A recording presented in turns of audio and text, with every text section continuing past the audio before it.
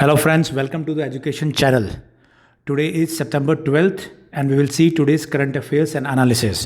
नमस्कार दोस्तों, आप सभी का स्वागत है एजुकेशन चैनल पर। आज है सितंबर 12th और देखेंगे आज के करंट अफेयर्स एंड बाकी important news. So let's start with the first topic. The first topic is regarding India and China. ये topic we have been following it continuously. लगातार हम लोग इंडिया चाइना का जो इशू है हम फॉलो अप कर रहे हैं।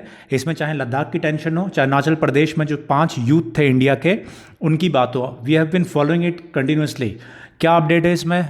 ये अपडेट है इसमें कि जो भारत के एक्सटर्नल अफेयर मिनिस्टर है और उनके काउंटर पार्ट चाइना के वांग वी, इन दोनों की मुलाकात हुई है। कहाँ पे हुई है? मॉस्को में।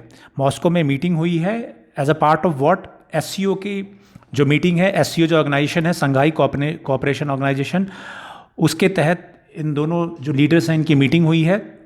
और जो लद्दाख क्राइसिस है उस पे बात करते हुए 5 पॉइंट्स पे 5 बिंदु निर्धारित किए गए हैं। एक्शन प्लान, क्या क्या एक्शन प्लान है आइए इसको देख लेते हैं एक बार। क्या क्या प्लान्स बनाए गए हैं।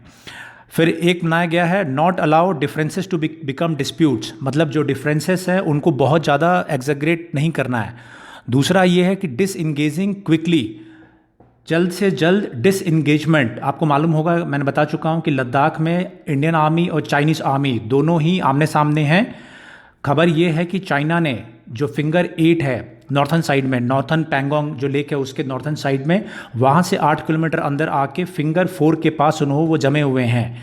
इंडिया भी जो है उसने काउंटर एक्शन लेते हुए जो सदर्न पार्ट है वहाँ पे इंडिया ने भी 3 पहाड़ियों पे कब्जा जमा लिया है। उसी के तहत बात ये हुई है कि जो डिस इंगेजमेंट की, कि जल्द से जल्द ये डिसीजन लिया जाए और दोनों ही जो फोर्सेस हैं वो डिसइंगेज हो जाए। दूसरा ये रखा गया है कि इंडिया चाइना जो बॉर्डर प्रोटोकॉल है उसको फॉलो किया जाए। जो डायलॉग है वो दोनों जो कंट्रीज़ हैं उनके बीच में लगातार चलते रहे। एंड फिर ये किया गया है कि बाकी अदर मैकेनिज़म्स के थ्रू में कॉन्फिडेंस बिल्डिंग मेजर्स उठाने की बात कही गई है। ये 5 पॉइंट्स पे बात हुई है, 5 पॉइंट्स डिसाइड किए गए हैं।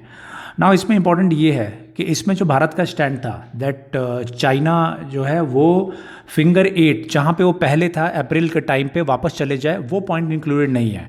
उसी तरीके से चाइना ने भी अपना स्टैंड चेंज किया है और जो पुराने उसके वर्जन थे जहाँ पे कि वो भारत को ब्लेम कर रहा था बॉर्डर डिस्प्यूट के लिए या फिर फायरिंग के लिए जो 29/30 में हुआ था, वो स्टैंड जो है चेंज किया है चाइना ने भी।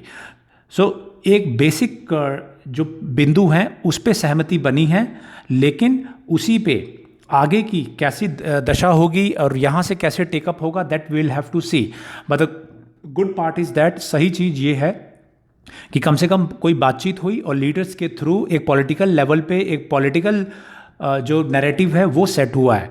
नाउ यहाँ पे मिलिट्री के ऊपर है कि कैसे अपनी बातचीत के थ्रू ब्रिगेडियर लेवल जो टॉक्स चल रही है उसमें कौन सा कैसे समझौता लेके कैसे किस तरीके से समझौते होने चाहिए। So that's a good news. Let's see इसमें आगे क्या होता है। दूसरी न्यूज़ है J&K से। इंपॉर्टेंट क्या है, जम्मू एंड कश्मीर में एक ग्रेवेंस रिड्रेसल मॉनिटरिंग सिस्टम वो लागू किया गया है, JK एग्राम्स। इसमें होता क्या है? इसमें होता ये है ग्रेवेंस रिड्रेसल मैकेनिज्म में कि किसी भी व्यक्ति को अगर कोई कंप्लेन है तो वो रिटर्न में लिख के ये जो वेबसाइट है वहाँ पे स्कैन करके अपने कंप्लेन को डाल सकता है। वो कंप्लेन जिससे भी रिलेटेड डिपार्टमेंट में की होगी उस डिपार्टमेंट के पास जाएगा और उसका जो भी सॉल्यूशन होगा वो करेंगे और अपना जवाब जो है उस वेबसाइट पे अपलोड कर देंगे। ये इस तरीके का मैकेनिज्म लागू किया गया है। नाउ क्यों इंपॉर्टेंट है? जब आप कहीं आपसे क्वेश्चन पूछा जाता है कि किस तरीके से कम्युनिकेशन का इस्तेमाल हो रहा है, इंफॉर्मेशन टेक्नोलॉजी का इस्तेमाल हो रहा है for good governance, good administration, then you can quote this example. बाकी भी स्टेट्स ऑलरेडी फॉलो कर रहे हैं, लेकिन आपको मालूम होगा JK जो है अभी नया यूनियन टेरिटरी बना था पिछले साल में और मनोज सिन्हा जो है वहाँ के लेफ्टिनेंट गवर्नर नियुक्त होके गए हैं अगस्त 7 को।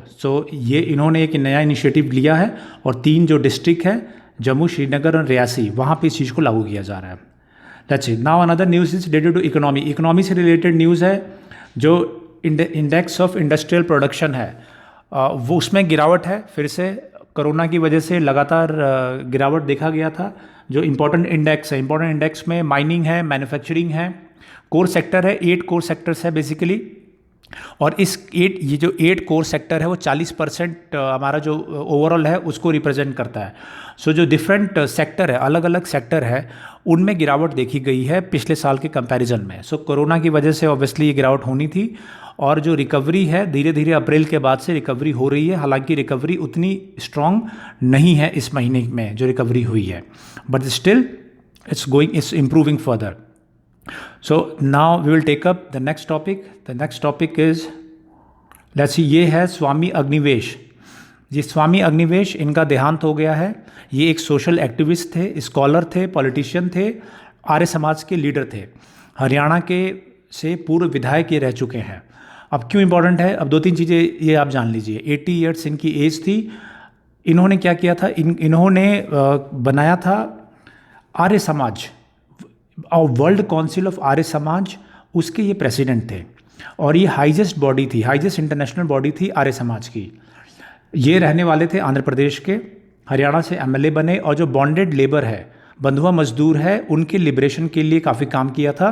और इन्होंने बनाया था बॉन्डेड लेबर लिबरेशन फ्रंट 1981 में, 1981 में इस फ्रंट को बनाया था, ये आपको याद रहे। फिर दूसरा ये है कि चेयरपर्सन रहे हैं ये United nation voluntary trust fund के स्लेवरी के उन्मूलन के लिए। तो स्लेवरी ख़त्म करने के लिए यूनाइटेड नेशन का जो वॉलेंट्री ट्रस्ट था उसके चेयरपर्सन रह चुके हैं। So that's short profile of Swami Agnivesh. उनका जो है देहांत फाइनली 80 ईयर्स की एज में हुआ है। Now let's take up the next topic. Next topic is related to editorial. Editorial क्या है आज का हम देखेंगे। एडिटोरियल है इंडिया चाइना से रिलेटेड। नाउ इंडिया चाइना, इस पर हम लोग काफ़ी बात कर चुके हैं। ये जो पॉइंट मैंने अभी शुरू में डिस्कस किया 5 पॉइंट सेंसस, उसी से रिलेटेड है। ये क्या कह रहे हैं, ये कह रहे हैं कि 5 पॉइंट सेंसस जो कंसेंसस 5 पॉइंट जो कंसेंसस है वो बनाया गया है, सहमति बनी है 5 बिंदुओं पे। और इस 5 बिंदुओं में जो LSE है वहाँ पे किस तरीके से विवाद को ख़त्म करना है वो उन बिंदुओं पे डिस्कशन हुआ है। फिर यही जनरिक है, ये कुछ नया इस में नहीं है। चाइना है, चाइना ने एग्रेसिव है, एंड चाइना को कैसे टैकल करना है that India has to figure out. Now ये दूसरा जो एडिटोरियल है वो भी चाइना से रिलेटेड है, game of chess in the Himalayas. ना इसमें भी बहुत कुछ पुरानी बातें ही है। मैंने आपको बताया था कि एक बार कोई इशू चलता है तो वो लगातार वही इशू चलता है, उसी से रिलेटेड अलग अलग लोग अपना व्यू पॉइंट लिखते हैं। चूँकि न्यूज़पेपर है, न्यूज़पेपर को जगह अपनी कुछ ना कुछ लिखना है, तो अलग अलग लोगों के व्यू पॉइंट लिखते हैं। सो अगर एक बार आपको उस टॉपिक को आपने एक बार समझ लिया है तो बार बार समझने की ज़रूरत नहीं है। सो ये भी मैंने आपको बता चुका हूँ। इसमें बस 1-2 चीज़ है वो जान लीजिए। 1962 में जो लास्ट लड़ाई हुई थी भारत और चाइना की, जो इमीडिएट फर्स्ट हुई थी वो थी। और इसमें ऑथर ने ये लिखा है कि उस समय क्या सिचुएशन थी। तो उस समय उन्होंने सिचुएशन दिया था कि एक क्रोनोलॉजी समझिए, 1959 में जो तिब्बत रिबेलियन है वो हुआ था। उसके बाद जो दलाई लामा थे वो भारत में आए थे, भारत ने उनको शरण दिया था एज ए रेफ्यूजी धर्मशाला में, और धर्मशाला से तिब्बतियन गवर्नमेंट इन एक्साइल वो चलाते थे। उससे जो चाइना है वो काफ़ी नाराज़ हुआ था, और चाइना के उस समय के जो प्रीमियर थे उन्होंने कहा था कि भारत के साथ जब भी मौका मिलेगा स्कोर सेटल करेंगे। और फिर वो मौका 1960 के बाद में धीरे धीरे बनाने की कोशिश हुई। पहले धीरे धीरे छोटे इनकर्शन हुए, और उस समय की इस ऑथर ने ये कहा है कि उस समय के जो प्राइम मिनिस्टर थे उन्होंने ये जो सिग्नल्स थे उनको इग्नोर किया। और चाइना उस समय जो जिस पॉलिसी पे काम कर रहा था वो पॉलिसी उनकी थी unity and struggle. Unity and struggle क्या पॉलिसी है? यूनिटी एंड स्ट्रगल का पॉलिसी ये है कि आप एक तरफ तो जहाँ पे अब दोनों के हित हैं, फॉर एग्जांपल इकोनॉमी में या किसी और पे, वहाँ पे अब यूनिटी दिखाइए, लेकिन बॉर्डर एरिया में आप स्ट्रगल करते रहिए। सो ये था कि अक्साई चीन का एरिया है, अक्साई चीन के एरिया में चाइनीज़ अंदर आ गए थे, उन्होंने हाईवे बना लिया था। और जो उस समय के प्राइम मिनिस्टर थे उन्होंने जो इंडिया ऑफिस था लंदन में वहाँ से डॉक्यूमेंट मंगाए और बॉर्डर चेक किया। तो चाइना ने ट्रेड ऑफ किया। चाइना ने ये कहा कि ईस्टर्न साइड में हम जो मैकमोहन लाइन है उसको रिकॉग्नाइज़ करेंगे, लेकिन बदले में आप अक्साई चीन पे अपना जो डिमांड है वो ख़त्म कर देंगे। लेकिन उस समय की गवर्नमेंट ने उसको मना कर दिया। फिर उसके बाद 1962 में जो वहाँ के प्रीमियर थे उन्होंने भारत पे हमला करवाया। लेकिन उससे पहले एक ये चीज़ हुई 1960 और 1961 में, जो नेहरू थे, पंडित जवाहरलाल नेहरू, उनकी एक पॉलिसी थी। उनकी ये पॉलिसी थी कि जहाँ तक चाइनीज़ आ गए थे उसको और टैकल करने के लिए बॉर्डर एरियाज़ पे, फॉरवर्ड एरियाज़ पे चेक पोस्ट बनवा दिए थे। उस समय की गवर्नमेंट ने चेक पोस्ट बनवाना शुरू कर दिया था। तो उससे चाइनीज़ को ये लगा कि भारत जो है एग्रेसिव होते जा रहा है। फॉर एग्जांपल आज जो आप एरियाज़ देख रहे हैं वहाँ पे चेक पोस्ट बने थे 1960 और 61 में, तो चाइनीज़ को रोकने के लिए। तो ऑथर ये कह रहे हैं कि इस समय पे भी भारत जो पैंगोंग का सदर्न साइड है वहाँ पे जाके कई पहाड़ियों पे कब्जा कर रहा है, ये ऐसी बात आ रही है। सो उससे चाइनीज़ को ये लग रहा है कि भारत फिर से इनकर्शन करने की कोशिश कर रहा है या फिर फॉरवर्ड पॉलिसी अपना रहा है। जो पंडित जवाहरलाल नेहरू थे उनकी आगे जाके पोस्ट बनाने की पॉलिसी को फॉरवर्ड पॉलिसी कहा गया था। तो इसके विरोध में चाइनीज़ ने 1962 में अटैक किया एंड बाकी हमें history, we know the history क्या हुआ उसके बाद। सो ऑथर का ये कहना है कि इस समय पे भी भारत को ये ध्यान रखना है कि चाइना पे ट्रस्ट नहीं करना है, और ये भी ध्यान रखना है, हालांकि 1962 और 2020 में सिमिलरिटी नहीं है, बट स्टिल भारत को ये क्लियर नहीं है कि वेदर जो उसके अलाइज हैं या उसके सो कॉल्ड फ्रेंड्स हैं यूएस, वो अगर लड़ाई होती है चाइना के साथ में कि साथ देगा कि नहीं देगा। So India has to be very cautious in this sense. So ये मैंने आपको बता दिया, बाकी चीज़ें आप कई बार पढ़ चुके हो, no need to waste your time in that. Now what's next ये है, ये रिलेटेड है चाइना से। चाइना के अराउंड 100,000 चाइनीज़ सिटीजन हैं, उनका वीज़ा रिवोक कर दिया गया है और उनको जो चाइना वापस भेजा जा रहा है। कहाँ पे? अमेरिका में। क्यों? क्योंकि अमेरिका ने ये कहा है कि ये चाइना की जो आर्मी है उनके लिए काम कर रहे थे और स्पाइंग कर रहे थे। सो दैट्स वन, जस्ट थोड़ा सा टॉपिक है, ज़्यादा नहीं है। फिर ये एक एडिटोरियल है, ये आप जानकारी कर आपको ये रहे कि अगस्त 31 को सुप्रीम कोर्ट ने ऑर्डर किया है दिल्ली में जो रेलवे ट्रैक्स हैं, रेलवे है, उसके अगल बगल 48,000 झुग्गी झोपड़ियाँ बनी हैं, उन सबको हटाने के लिए कहा है। और उसी आदेश में ये कह दिया गया है कि इस आदेश को कहीं पे चैलेंज नहीं किया जा पाएगा। सो सुप्रीम कोर्ट ने ये ऑर्डर दिया है और उसी के बारे में ये है। ऑथर जो है उनका ये कहना है कि जो राइट्स हैं, झुग्गी झोपड़ी वालों के राइट्स हैं, उसको भी ध्यान में रखने की आवश्यकता है। बट अगेन इन्होंने ये नहीं कहा है कि अगर किसी के एरिया में कोई चले जाए तो क्या प्रावधान है। फॉर एग्जांपल आपके हमारे घर में लोग आके रहने लगे बिना परमिशन के, so what would other person do. तो ये बात करते हैं फंडामेंटल राइट्स की बात करते हैं, ये राइट टू लाइफ की बात करते हैं, but he is not talking about the right of the person whose property is it. तो जिसकी प्रॉपर्टी है, फॉर एग्जाम्पल यहाँ पे रेलवे की प्रॉपर्टी है, तो रेलवे की प्रॉपर्टी पे कोई ज़बरदस्ती आके रहने लग जाए और रेलवे को एक्सपेंड करना हो, नए रेलवे लाइन बनाना हो, तो उसका क्या है। तो ये आपको दोनों ही पॉइंट मालूम रहे कि झुग्गी झोपड़ी को हटाना इज़ वन पॉइंट, उसके खिलाफ आप बोलिए, that is one another point. But आपको साथ में ये भी सजेस्ट करना पड़ेगा कि जिनकी ज़मीन पे वो बस गए हैं तो उनको क्या, उनको क्या करना चाहिए। सो दोनों ही perspective I have explain it to you. Now let's see the another topic क्या है आज का। ये है इंडिया चाइना, अगेन वही ब्रिगेडियर लेवल टॉक वहाँ पे चल रही है, नथिंग न्यू। चुशुल है, चुशुल के पास में ये टॉक्स चल रहे हैं, कभी चाइनीज साइड में होता है, कभी इंडियन साइड में होता है। तो आप अगर एग्ज़ाम्स दे रहे हैं तो आप इससे कुछ रिलेटेड कोई ना कोई क्वेश्चन आप यू कैन एक्सपेक्ट कि आएगा ही आएगा, चाहे मैप से रिलेटेड हो, चाहे स्ट्रेटजिक से हो। So it should be in your mind.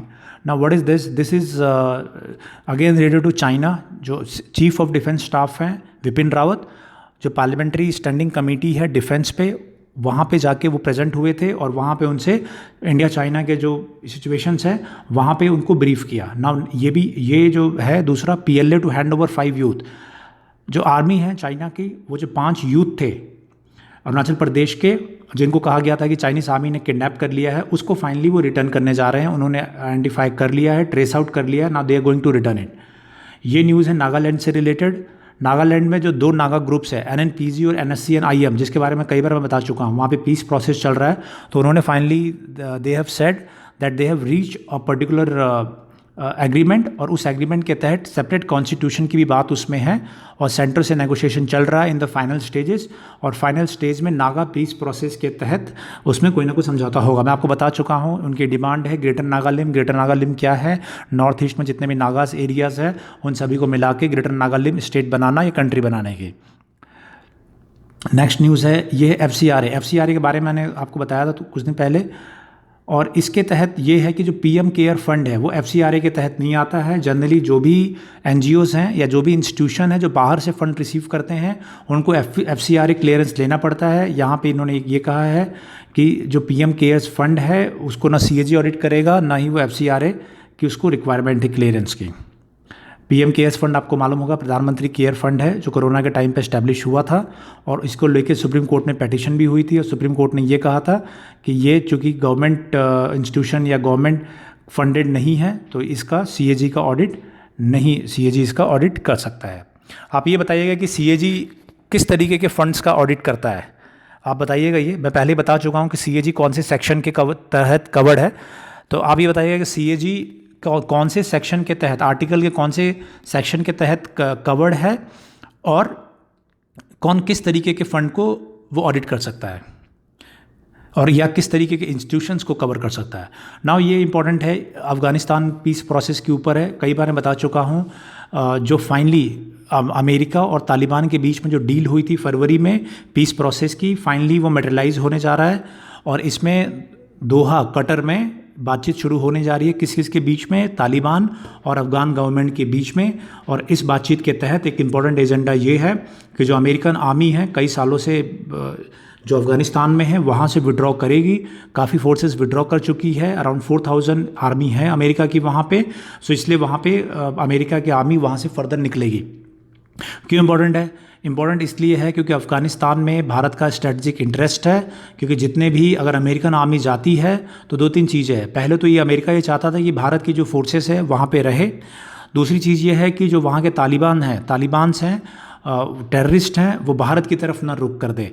तो भारत की सिक्योरिटी के हिसाब से बहुत इंपॉर्टेंट है। साथ ही साथ अफ़गानिस्तान में भारत के कई प्रोजेक्ट्स भी हैं जो जॉइंट कोऑर्डिनेशन में चल रहे हैं। तो भारत ये चाहेगा कि अफ़गानिस्तान में शांति रहे और वहाँ पे उसके जो प्रोजेक्ट्स हैं वो सक्सेसफुली चले। तीसरा जो इम्पोर्टेंट चीज़ है, पाकिस्तान को चेक में रखने के लिए भारत की अफ़गानिस्तान से अगर अच्छी पकड़ रहेगी तो पाकिस्तान से कुछ चेक में रख पाएगा। सो ये तभी बिंदुओं के हिसाब से जो अफ़गानिस्तान का पीस प्रोसेस है अफ़गानिस्तान गवर्नमेंट और तालिबान का, वो इम्पोर्टेंट है। ये न्यूज़ है साइबर अटैक के बारे में। जो माइक्रोसॉफ्ट है उसने कहा है जो अमेरिकन इलेक्शन है, नवंबर में अमेरिका में प्रेसिडेंट इलेक्शन है, आपको मालूम होगा। सो वहाँ पे इलेक्शंस में मेडलिंग के लिए रशिया और चाइना के जो हैकर हैं वो डिस्टर्ब कर रहे हैं और वहाँ से अटैक्स बढ़े हैं। सो that is one thing. Now ये है बहरीन। बहरीन क्या है? बहरीन एक छोटी कंट्री है गल्फ़ एरिया में। आपको मैं बता चुका हूँ कि इजराइल और यूएई के बीच में समझौता हुआ था और उस समझौते के तहत में जो इजराइल और यूएई के जो रिलेशंस हैं वो सुधर गए थे, डिप्लोमेटिक रिलेशंस कायम हो गए थे। अभी न्यूज़ ये है कि बहरीन भी इजराइल के साथ में अपने टर्म्स सही करने जा रहा है। एंड ये जो अमेरिकन प्रेसिडेंट है डोनाल्ड ट्रंप, उनके द्वारा ये सारे एफर्ट लिया जा रहा है। बाय द वे आपको मालूम होगा कि जो अमेरिकन प्रेसिडेंट हैं वो नोबेल पीस प्राइज़ के लिए भी उनको नॉमिनेट किया गया है।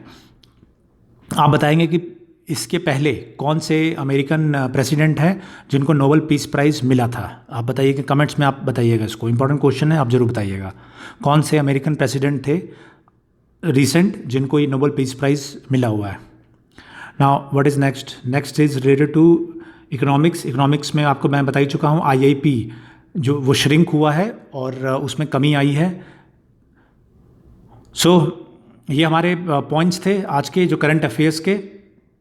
और बाकी इन जनरल है EU में यूरोपियन यूनियन और ब्रेक्सिट के बारे में, इसके बारे में मैंने बताया था कि जो UK है यूनाइटेड किंगडम, उसने EU से, यूरोपियन यूनियन से विड्रॉ कर लिया था और उसके बाद में अलग अलग उसके समझौते हुए हैं। और जापान के साथ भी एक डील उनकी हुई है फ्री ट्रेड एग्रीमेंट को लेके। सो that is one development international relation से रिलेटेड। हालांकि भारत का बहुत ज़्यादा उससे कोई वो इंटरेस्ट नहीं है, बस यही इंटरेस्ट है कि यूरोपियन यूनियन के साथ फ्री ट्रेड एग्रीमेंट अलग से करना पड़ेगा। और चूँकि यूनाइटेड किंगडम EU से अलग हो गया है, सो यूनाइटेड किंगडम के साथ में अलग से फ्री ट्रेड एग्रीमेंट्स या जो भी ट्रेड एग्रीमेंट्स हैं वो अलग से करने पड़ेंगे। Now apart from that there is a sports news and nothing new in economics में नॉर्मल न्यूज़ है जो ऑलरेडी था, मैंने आपको कवर कर दिया. So that is all for today's current affairs analysis. 2 question जो इंपॉर्टेंट है वो मैंने आपसे पूछा, एक नोबेल प्राइज़ वाला, and then before that I have asked about CAG के बारे में मैंने पूछा है कि CAG का आप पार्टिकल लिखिएगा. अगर if you don't know then write it as a mains answer. बहुत इंपॉर्टेंट आंसर क्वेश्चन है कि CAG कौन कौन से फंड्स का या कौन कौन से इंस्टीट्यूशंस को ऑडिट कर सकती है और कॉन्स्टिट्यूशन के कौन से आर्टिकल्स के तहत कवर्ड है वो. ये मेरा पहला क्वेश्चन है. इसी का कॉरस्पॉन्डिंग है कि क्या स्टेट में CAG के तर्ज पे स्टेट में क्या कोई पैरेलल इंस्टीट्यूशन है, इस तरीके के कोई ऑर्गेनाइजेशन है ऑडिट के लिए, तो वो भी आप लिखेंगे, मेंशन करेंगे. So that's all friend, that's all for today current affairs. और जो भी पॉइंट्स थे दैट वी हैव कवर्ड. और जो भी नए साथी जुड़े हैं वो चैनल को सब्सक्राइब करेंगे, शेयर करेंगे. Thank you, good bye.